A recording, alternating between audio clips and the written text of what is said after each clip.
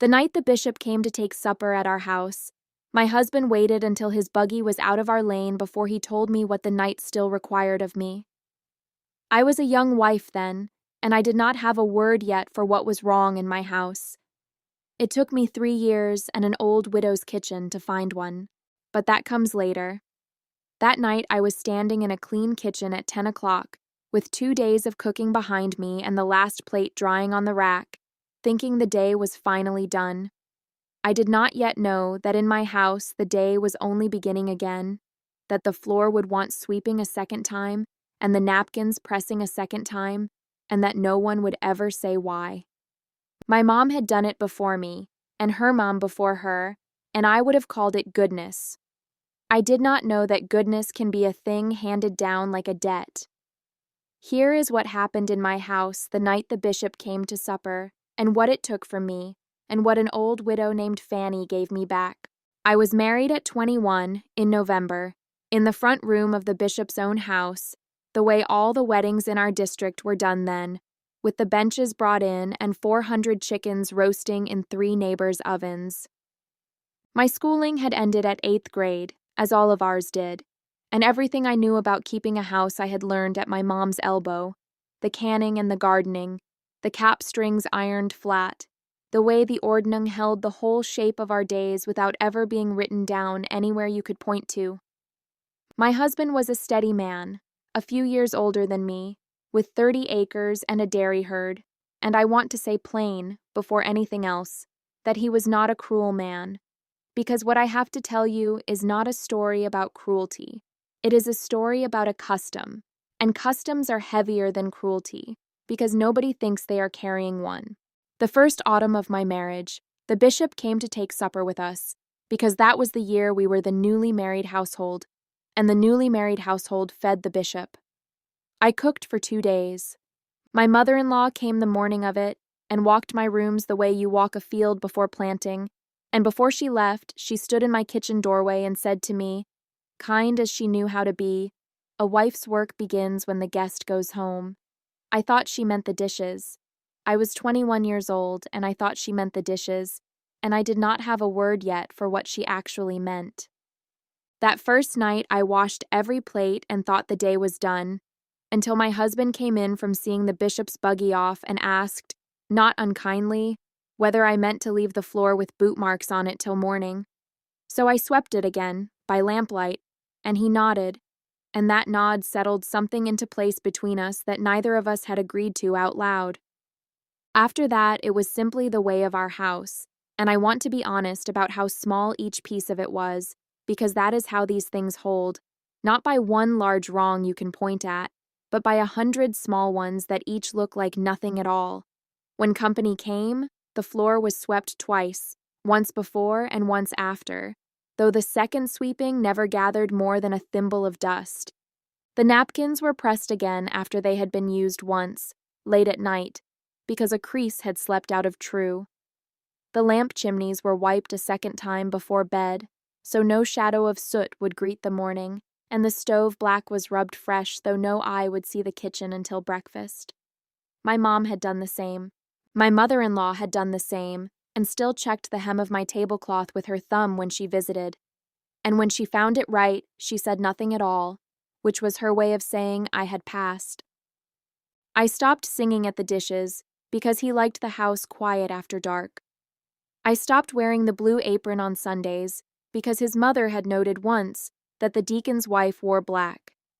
Each thing was so small that refusing it would have looked like stubbornness over nothing, and so I did not refuse. And the girl I had been got folded smaller and smaller, like a letter going into an envelope, and I did not have a word for it yet. I would have told you I was a good wife keeping a good house. That is the word I had, good. It covered everything, and it explained nothing, and for 3 years it was enough to keep me from asking what all that goodness was for, and whose eyes it was for at midnight, when the only soul awake to see my clean floor was me.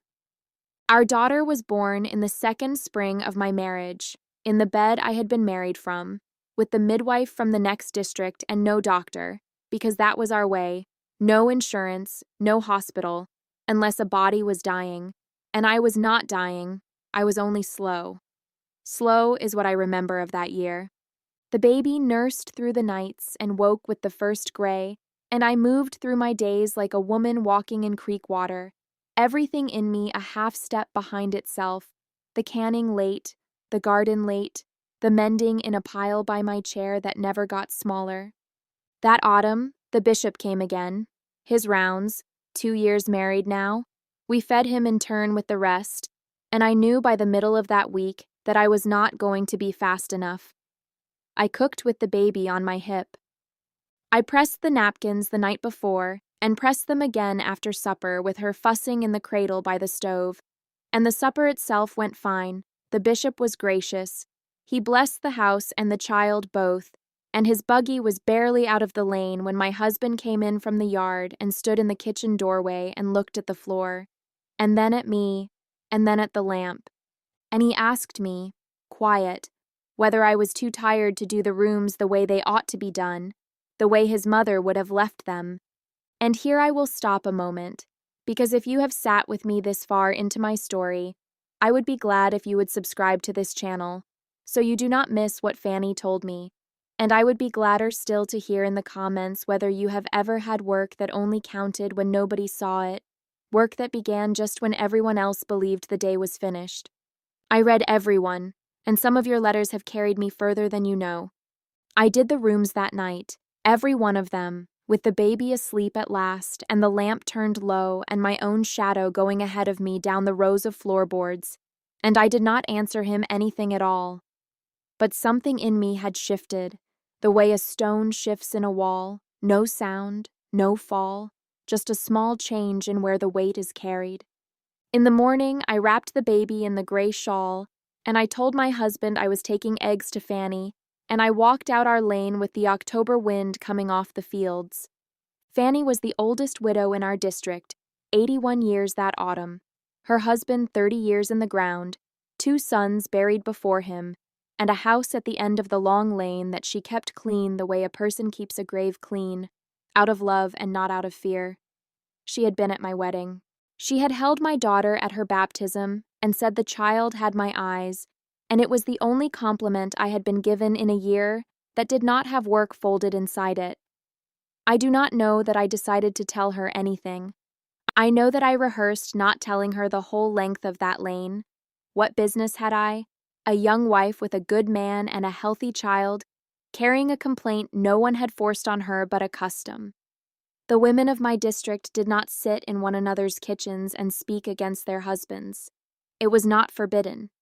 It was simply not done, the way you do not wear your cap at a neighbor's table, and I had walked that lane twice over in my mind, turning the words and turning them back, before I understood I was already standing at her gate. The crows were in her corn stubble, and her wash was on the line though the morning threatened rain, and she came to the door before I knocked, the way old women who live alone seem to know, and she looked at my face, not at the eggs, not at the baby, and she said, "Come in, Sadie, the coffee's fresh." And it was the first time in 3 years that anyone had looked at me before they looked at my work, and I nearly turned around and ran home for the strangeness of it. I sat at her table with the baby in my lap and the coffee going cold in front of me, and I told her the whole of it the way you pull a thread, slow, afraid the whole cloth will come with it. I told her about the floor swept twice, and the napkins pressed at midnight, and the lamp chimneys wiped until my arm ached, and I told her what he had said in the doorway, and I finished, ashamed, with the truest thing I had, that I did not know why I was crying over a clean house, that women in this world had real sorrows, and I had a polished floor. Fanny was quiet a long time. She got up and took the baby from me and walked the floor with her, and when she spoke it was not the comfort I had braced for. It was a question. She said, "When did the Lord ever ask to see a clean floor by moonlight?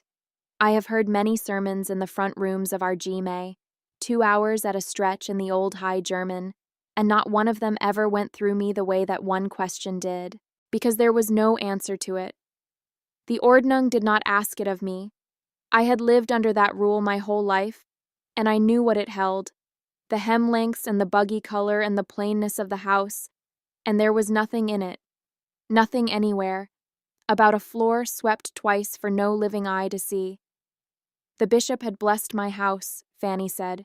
He did not inspect it. And then she told me about her own first years, how she had done the same, swept by lantern light for 40 years, because her mother-in-law had, and hers because the bishop's own wife had kept such a house before the memory of anyone living. It was handed down, she said, like a quilt pattern, generation to generation, and nobody living could tell you who had cut the first piece or why. Your husband is not a hard man, she said to me. He is a taught man. And a taught thing, Sadie, can be untaught, but not by his mother, and not by the bishop, and not by his own thinking, because a man does not question a rule that has never once cost him a night's sleep. Nothing loud changed after that morning. I want to tell you the truth of it, because the loud changes make the better stories, and the quiet ones make the true ones. I went home and I did my work, and when the bishop came again in the spring, before communion, I cooked for 2 days as I always had, and I swept the floor before he came, and I pressed the napkins the day before, and when his buggy went out of our lane that night, I set the broom back in its corner and I took the baby up to bed. My husband found me there. He stood in the doorway of our room the way he had stood in the kitchen doorway that autumn night, and he said the floor had not been done, and I said, calm as milk, the floor is done, it was done before supper, and I am going to sleep. And I did. He did not speak to me for 2 days, and on the 3rd day he swept the kitchen himself before I came down in the morning, badly, the way a man sweeps, and I never said a word about the corners he missed, because the corners were not the point, and had never been the point. It took the better part of a year, is the truth.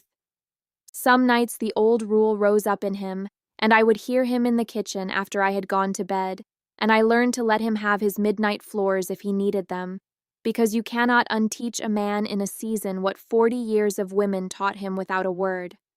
But by the time our second child came, he had stopped watching the lane for what the bishop might think of our house, and he had started, some evenings, hanging up his own coat. He never said he had been wrong. The men of our district do not make speeches. But the lamp chimney got polished in daylight after that, and the floor got swept once, and once, it turns out, is what a swept floor has been all along. I am an old woman now, and Fanny is 40 years in the ground, and still I cannot pass a broom standing in a corner without hearing her ask it, when did the Lord ever ask to see a clean floor by moonlight? I tell it to you because I know some of you are listening with your own work still in your hands. Maybe not a broom, maybe not a faith like mine at all, but you know the work that only counts when no one sees it, the day that begins again at midnight, the unwritten rule you would be ashamed to break out loud.